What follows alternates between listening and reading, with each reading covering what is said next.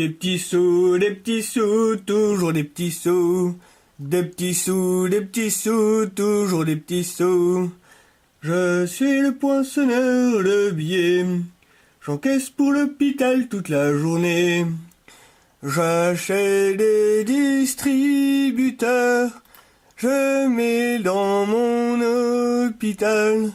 J'augmente le chauffage pour que les gens achètent plus de soda. Et puis je gagne encore plein de petits sous, des petits sous, des petits sous, toujours des petits sous. Alors, bonjour monsieur le banquier, je voudrais emprunter de l'argent pour construire une nouvelle salle de chirurgie. Alors, comment ça c'est pas possible? Comment ça mon compte en banque est déficitaire? Qu'est-ce que c'est que ces salades? Je ne suis pas d'accord, monsieur le banquier, moi je veux construire ma salle de chirurgie. Voilà donc ce petit jeu, c'est donc Thème Hospital, un jeu assez cynique et humoristique dans lequel on doit gérer des hôpitaux comme son nom l'indique. Thème Hospital décrit le système de santé américain d'une manière assez féroce. Et donc ce jeu a été programmé par Bullfrog, donc qui est aussi le programmeur, la même équipe que le célèbre jeu Theme Park World. Voilà, ce jeu est sorti en 97, donc il est assez vieux et c'est un jeu qui a bercé mon enfance. Alors, il s'agit d'un jeu ancien qui a été publié en 97, donc comme je l'ai dit, et que l'on peut trouver notamment sur ce site, Abandonware France, donc qu'on appelle parfois LTF, ou alors sur cet autre site, abandonwareutopia.com, et puis on peut encore le trouver sur d'autres sites.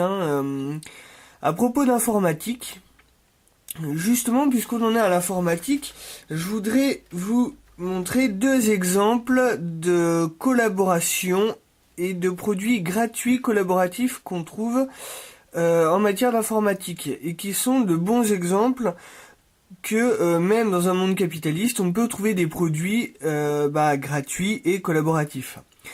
D'abord, le navigateur Firefox, un navigateur que tout le monde connaît bien.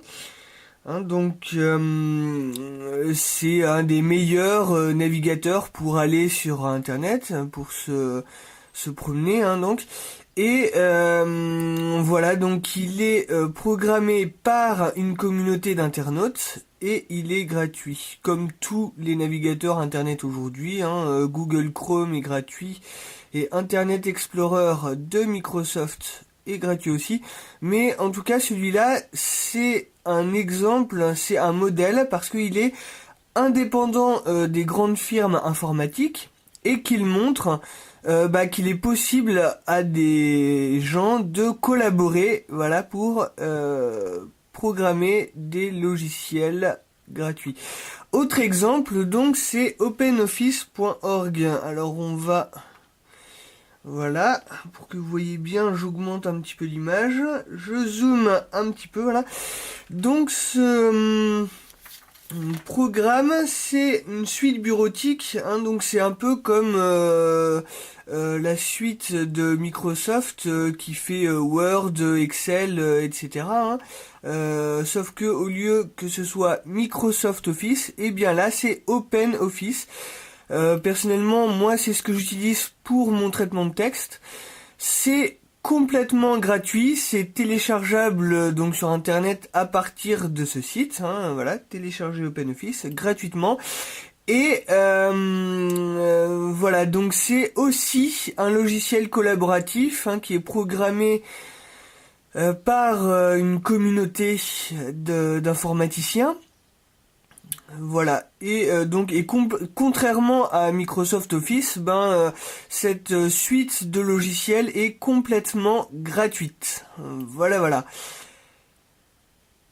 Donc on se retrouve pour la suite du programme. Donc on se retrouve pour la suite du programme et puisque nous allons parler de capitalisme et de crise, je vais vous présenter une petite bande-annonce.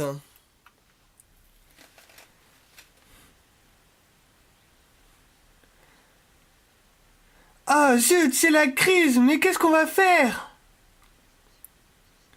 Il faut trouver une solution. La vérité, si je mens, 4, bientôt sur vos écrans.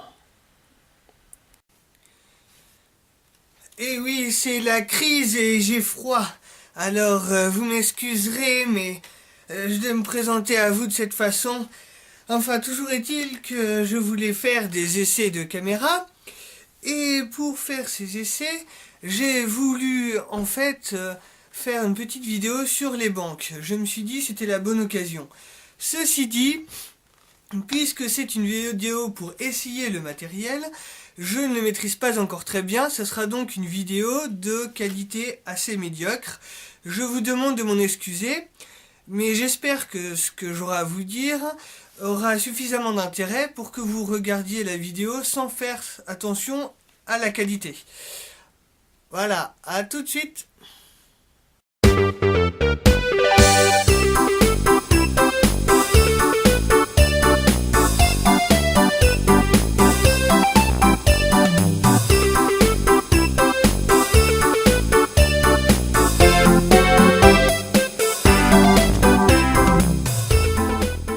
Certains des plus grands hommes aux États-Unis dans le commerce et l'industrie ont peur, car ils savent qu'il y a quelque part un pouvoir si bien organisé, si subtil, si vigilant et si invasif, qu'il ferait bien de ne pas élever la voix quand ils le condamnent. Cette citation est attribuée à Woodrow Wilson dans la vidéo Money as Debt. Il faut savoir qu'en 2006, il y a déjà 5 ans, commençait à circuler une vidéo appelée Money as Debt, l'argent dette en français. Cette vidéo réalisée par le Canadien Paul Grignon rencontre un succès rapide grâce à sa diffusion sur les sites de vidéos du web tels que YouTube ou Dailymotion.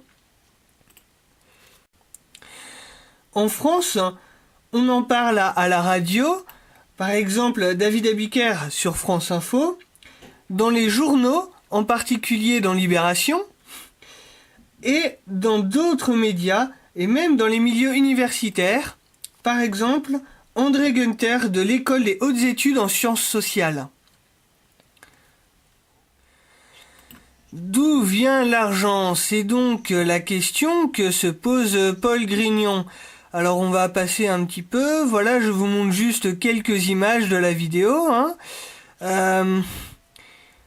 Bon, mon ordinateur rame un petit peu, voilà, alors on voit un banquier, il prête de l'argent contre la garantie d'une maison, ça s'appelle une hypothèque. Voilà, donc on hypothèque sa maison et en échange on a de l'argent, un bébé, une voiture ou n'importe quoi, enfin bon, tout y passe dans cette vidéo.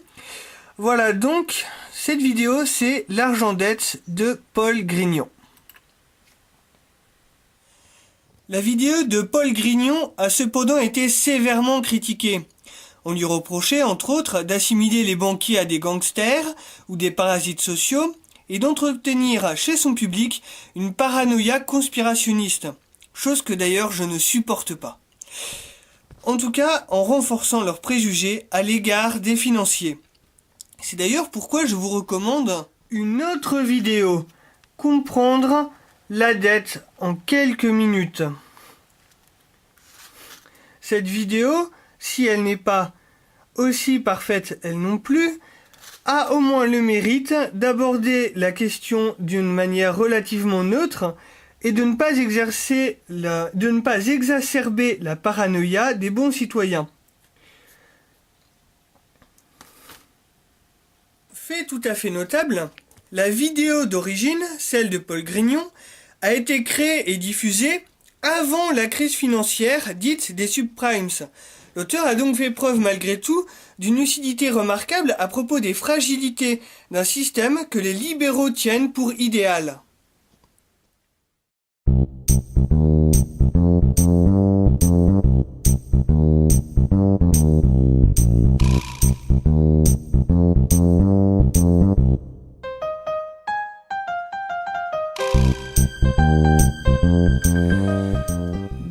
vient l'argent donc et sous quelle forme se présente-t-il? Alors pour ceux qui n'auraient pas suivi le débat depuis le départ, je vais reprendre un peu l'histoire de l'argent dans les banques. La plupart des gens croient donc que l'argent se présente sous forme de pièces et de billets, c'est-à-dire ce qu'on appelle la monnaie fiduciaire. En fait, la monnaie fiduciaire n'est qu'une toute petite partie de l'ensemble de la monnaie en circulation. L'argent peut se présenter soit sous forme de billets et de pièces, soit sous forme virtuelle, c'est-à-dire sous forme de lignes de compte dans les banques.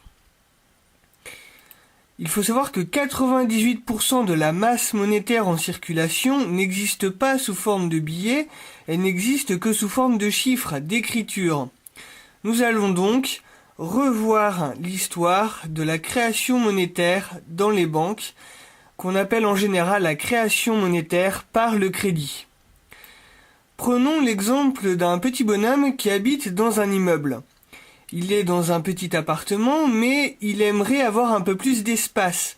Et pour cela, il aimerait acheter une maison. Pour acheter cette maison, il a économisé des sous pendant des années de travail. Il a gardé de l'argent chaque mois en ne dépensant pas tout son salaire. Mais le problème, c'est que cela ne suffit pas. Il n'a pas encore assez d'argent pour acheter sa maison. Alors, que va-t-il faire ? Pas d'argent, pas de maison. Y a-t-il une solution? Eh bien oui, il va aller voir son banquier pour que son banquier lui prête l'argent nécessaire pour acheter la maison. Son banquier lui fait donc un contrat de prêt et le petit bonhomme reçoit sur son compte en banque de l'argent. Il ne reçoit donc pas des billets de banque en main propre, mais le banquier va prendre sa machine à écrire pour taper sur son compte les chiffres de l'argent qu'il lui prête. C'est donc comme ça qu'il va créer de l'argent.